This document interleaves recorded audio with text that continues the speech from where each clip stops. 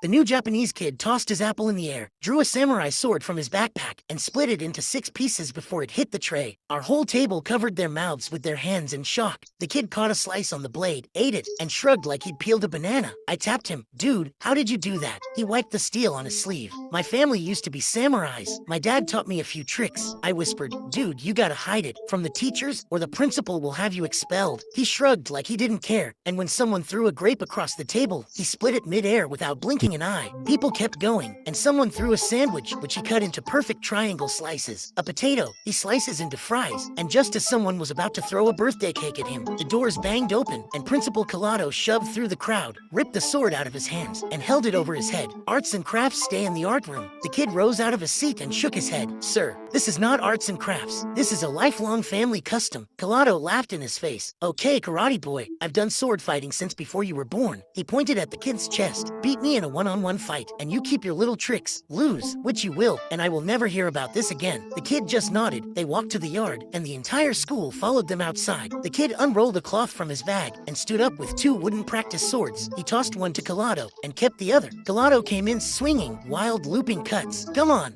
dance for me, karate boy. The kid snapped his sword up, blocked it clean, and didn't swing back. Collado swung harder and harder, but the kid kept dodging it. He barked, stay still, and he reared back to bring his sword down overhead with both hands. The kid stepped in, caught the chop on his blade overhead, and cracked his own sword across Collado's wrists. The wooden sword dropped into the grass. The kid swept Collado's legs out and dropped him flat on his back, then set his blade against his collar. The yard went dead silent. The kid lifted it away and pulled Collado up by the hand. That one was a trick my dad taught me. He pulled his sword from the dirt, slid it into his bag, and shrugged like none of it mattered. And by the way, it's not Karate Boy, it's Samurai King. 400 kids lost their minds.